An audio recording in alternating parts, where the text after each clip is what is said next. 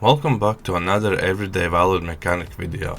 In today's video we have 2009 Seat Ibiza with 1.4 liter 16 valve petrol engine.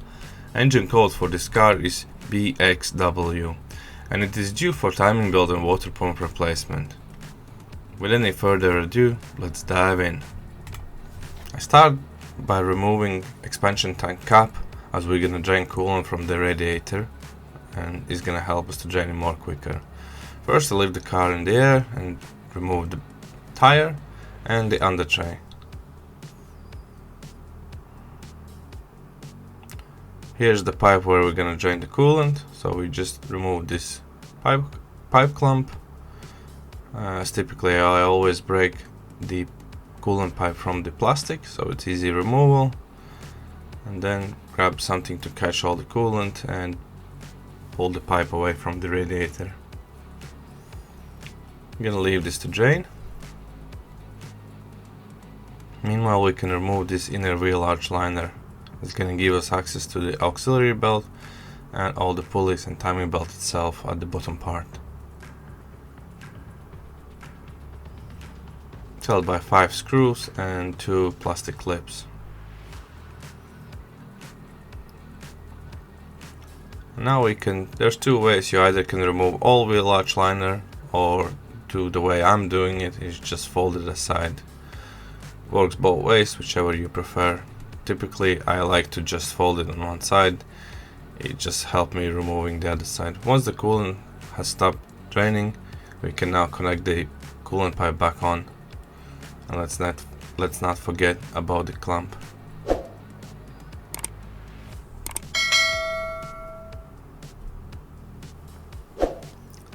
Now we remove the auxiliary belt.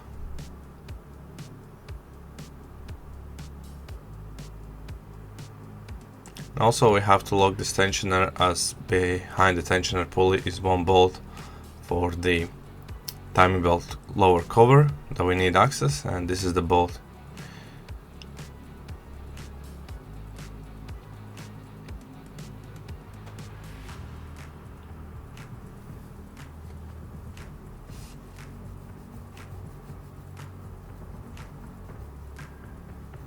Now the other bolt, and there meant to be another bolt on the top of this cover, a 10mm bolt, but it is not there, so I proceed to remove the crankshaft pulley, and I put the crankshaft pulley bolt back inside, as later we're gonna have to turn the engine. What's left is 2 clips here on the side. On the left side, one is you can see, and another one, exactly the same one, is higher there. Once those be open, the bottom cover can come out, and this is the bolt that is missing on this car, so we're just gonna later find some replacement. And this is the 2 clips, one at the top, one at the bottom. Here we can see at some point this cover was not secured correctly and the crankshaft pulley was rubbing against it and it was melting out. Here we can see the water pump is no bueno and it has started leaking, so it's a good time to replace it. Now I proceed to disconnect, remove clamps for these 2 pipes.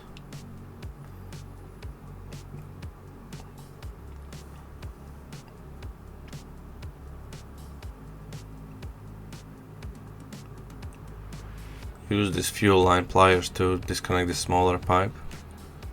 And now we're gonna secure it at the back of somewhere so it was out of our way. It's been held inside by the plastic clip there, so just disconnect it and took it aside. It's gonna give you more space. Now also a good time to remove this upper timing belt cover. It's just 2 clips, one on each side. Now the bottom coolant hose can come off from the expansion tank, and 2 Torx screws.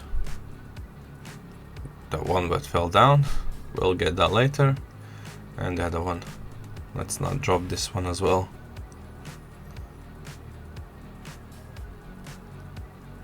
And after this, the tank just slides upwards.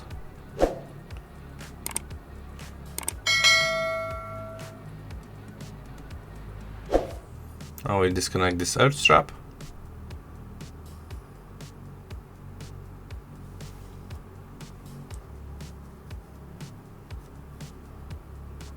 And now it's a good time to secure the engine underneath with the trolley jack.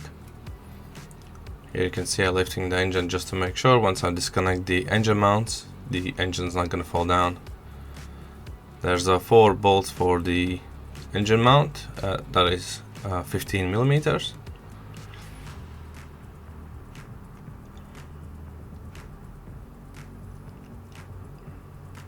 That's one removed.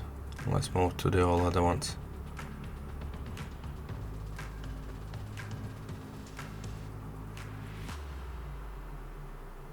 Use electric guns to speed up the process. So that's one side of the removed.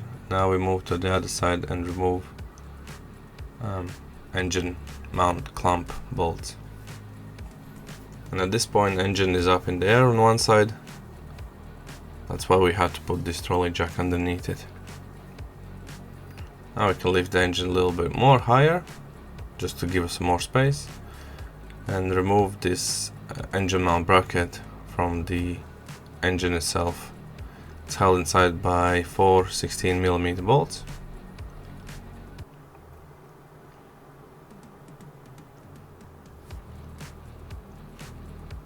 And thus the bracket is off. Here we can see the belt has been replaced at some point before, so this is probably gonna be a second belt for this car.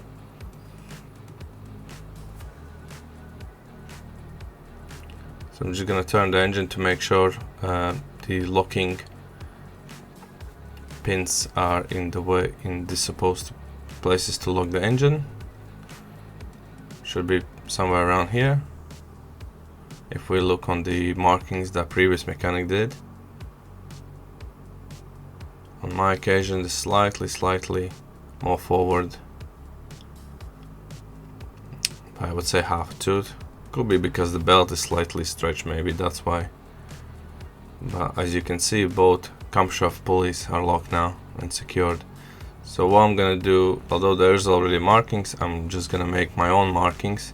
It is always a good idea to mark it before you remove belt, so you can always have like a checkpoint where to go back just in case something is not right, and you can put it exactly the same way you removed it.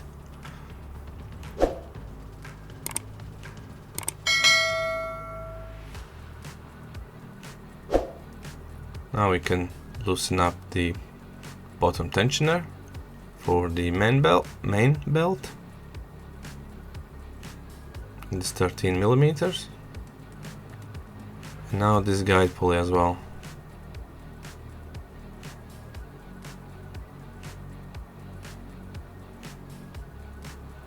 So this bolt doesn't come out, it's together with the guide pulley. Now the belt itself can come off. So that's one belt removed. Now is a good time to remove this tensioner. And now we have to disconnect this backing plate for timing belt, as it is held together with the water pump. So water pump is held inside by 2 bolts.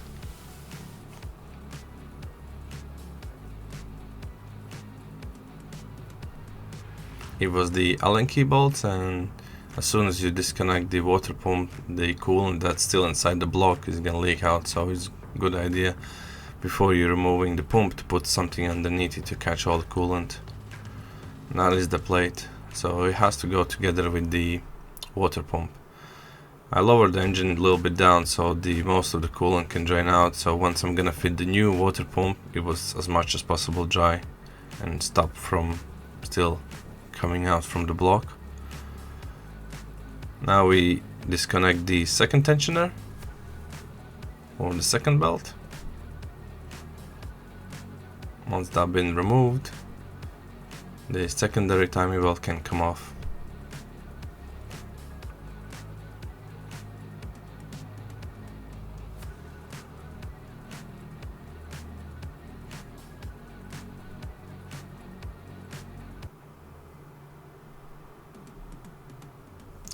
really small belt. So that is all. And here we can see the one of the inlet cams has slight free play, even the locking screw is inside. So that's why we put the marking, so once we're gonna put everything together, so we know where we're supposed to be. So here you can see the water pump, the guide pulley with the bolt, tensioner. This is the main tensioner, the secondary timing belt, the main tensioner. Oh, I mean, this is the secondary tensioner, and the two belts. And let's see what we have in this timing belt kit. So we got ball belts. It's always a good idea to measure if they same before you start installing and something doesn't fit or is too loose, so you know what's happening. And same thing with the main belt. It's a good idea to check length.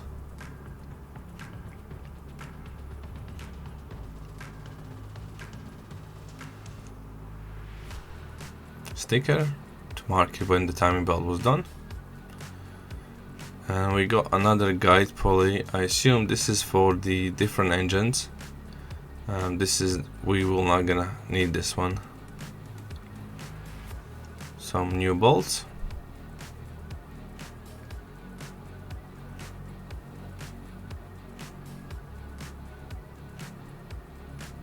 So this is the both new tensioners. So this is the main tensioner. It's always a good idea to compare all the parts before you're installing them. And also there's an arrow on which way the tensioner should be tensioned. So it is always, you have to pay attention to those arrows. On this occasion it is clockwise. And this is the secondary tensioner. Both look same. Here I'm just looking for the arrow which way. So the secondary tensioner has to go anti-clockwise. So this is very interesting where it's hard to see in this, the arrow. It's very, very small. But both tensioners, so main tensioner goes clockwise and the secondary tensioner goes anti-clockwise. And the new guide pulley with the new bolt that is not removable.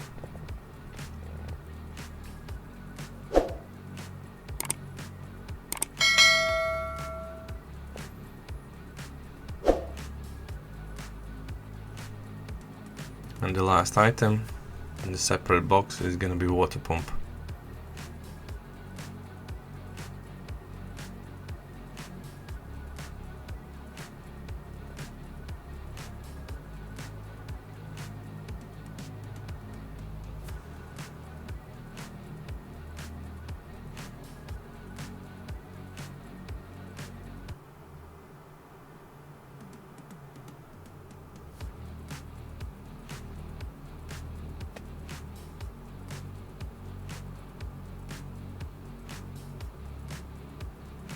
And then we got brand new water pump with a brand new gasket.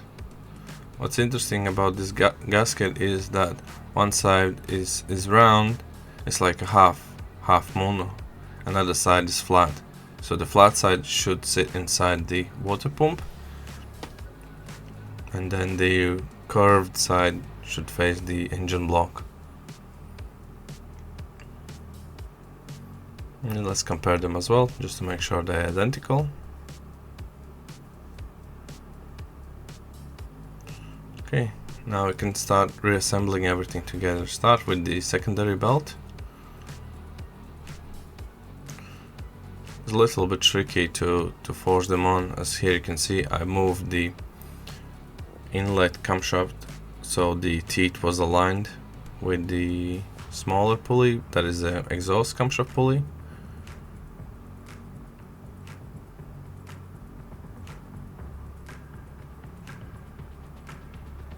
So here we can see the slack is at the top, but because the inlet pulley has turned half a tooth, once we're gonna install this tensioner and we tension it, the inlet pulley gonna go anti-clockwise and it's gonna be exactly the position where we need to be. And if we can see this blanking plate on the block, that's where the tensioner has to lock. And the arrow should go right in the middle of that notch.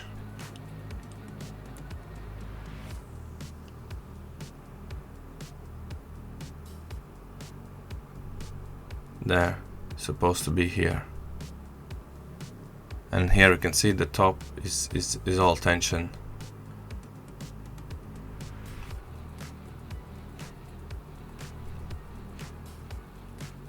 Now we can tight the bolt.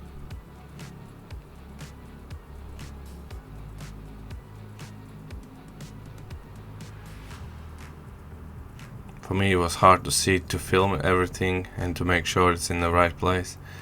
Here you can see the arrow jumped a little bit further down as I was tensioning the bolt, but I show you later in the video I loosen up and tension it one more time. But if we look here while I'm cleaning the mating surface on the block for the water pump, at the top we can see the both camshaft pulleys are aligned exactly same place where I removed. I put small tacks on the water pump with the silicone, so the gasket is held in place and doesn't move, as it was not sitting very nicely for me. It was keep falling off. Don't need to put much, probably I put slightly too much. As long as it does the job, it's no problem.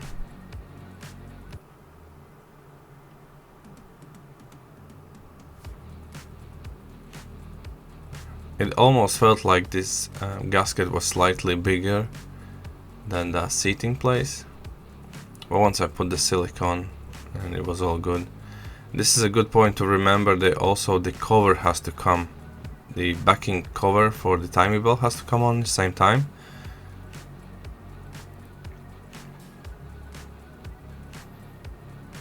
Just in case, probably, I can't remember myself doing, but that will be something I would do when I put the water pump without putting that plate, and then I have to remove it one more time. And it is very, very annoying if you have already assembled everything and you look on the table for leftover parts and you see the backing plate and you have to go all this process again.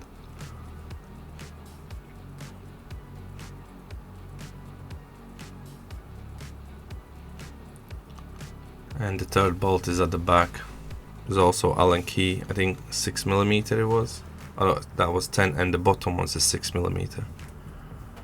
I use the compressor to blow any coolant away. Now we can install this guide pulley for the main timing belt.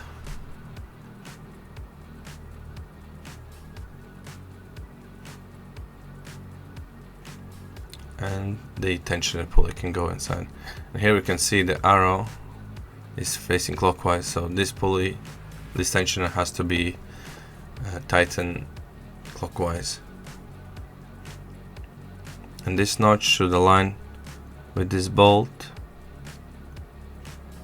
And when we're gonna tension it, the arrow gonna move clockwise, and it has to be in the middle of that smaller cutout. We check the belts for any arrows just in case they're directional. Typically on Nissans, Toyotas, you can get those belts with the arrows. On the VW or German cars, I've never seen so far. But if you're not sure, it's always a good idea to put the way the letters are facing, so as you read them. I'm adjusting the tensioner just to make sure it is fully open for easy belt installment.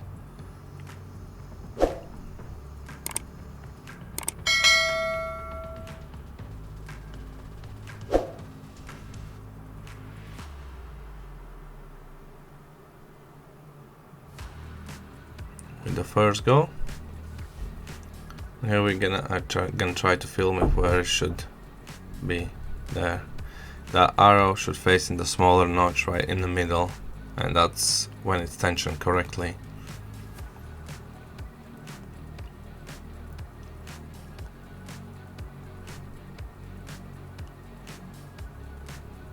we use 13mm ratchet spanner to secure tensioner.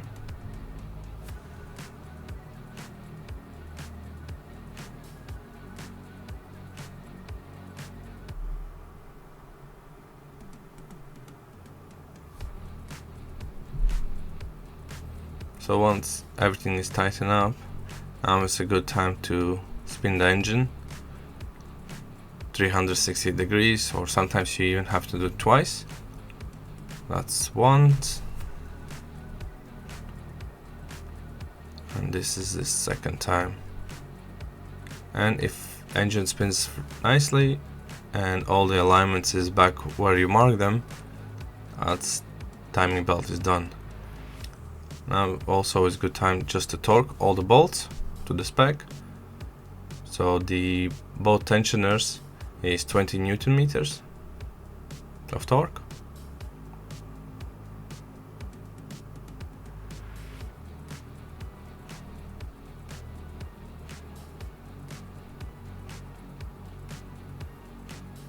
Yes, I think the upper one I tightened slightly too much, but if it's not less, it's all good. And the guide pull is 15 Newton meters.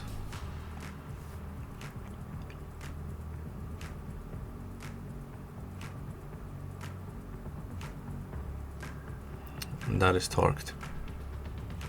Here we can see where the tensioner should be.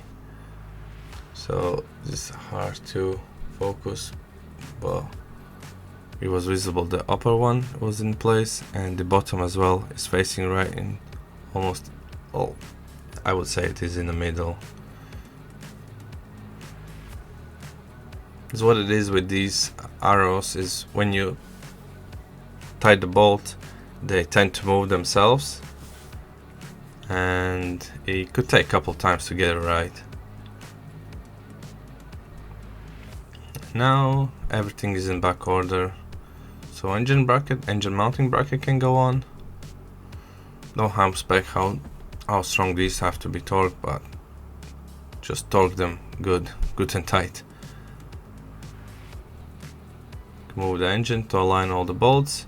As always, good idea to get all the bolts finger tight first before you're using any guns or heavy duty tools. It is very easy to cross thread them.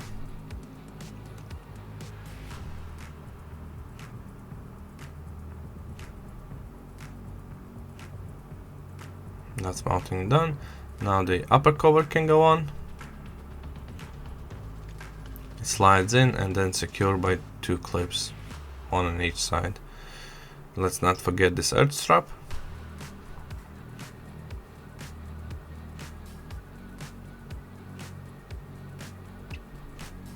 Now the expansion tank lower hose.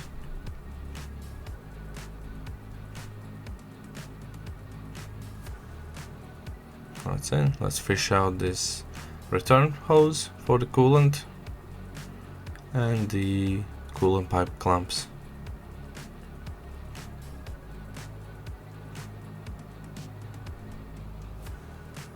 These 2 screws, they are Torx 25. The bottom cover.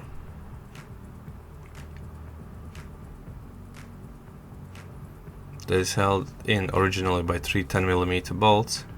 So as I mentioned before, one was missing and I found the replacement.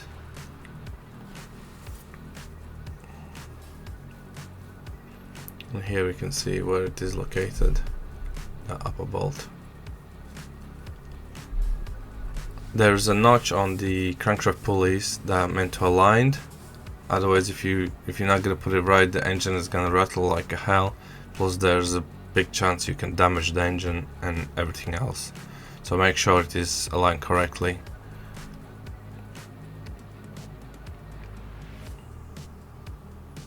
Now the auxiliary belt can go on. As the tensioner is tensioned, it is easy to put the belt on now.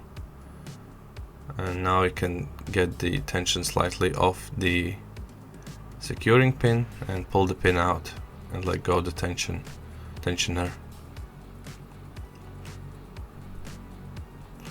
And again, for a good measure, let's spin the engine a couple times to make sure everything is in place.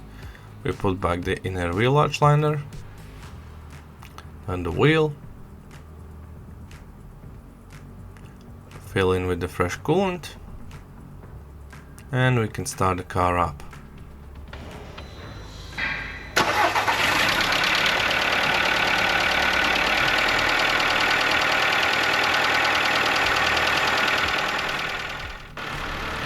We wait for a while the car is running. We put heater on full blast and the coolant is gonna go down. There is no bleeding nipple on the VWs, at least the ones that I have wore. And coolant is gonna go down, just top it up and keep an eye. And so the under tray can go back on, and that's all. This timing belt is done, or I should say both timing belts are done. And on this we have come to an end of another everyday value mechanic video. Thank you all for watching. If you enjoyed it, I would appreciate thumbs up and subscribe to my channel as more videos on the go. I would like to take a moment and say thank you to all my subscribers. I have almost reached 900 subscribers at this point. Thank you.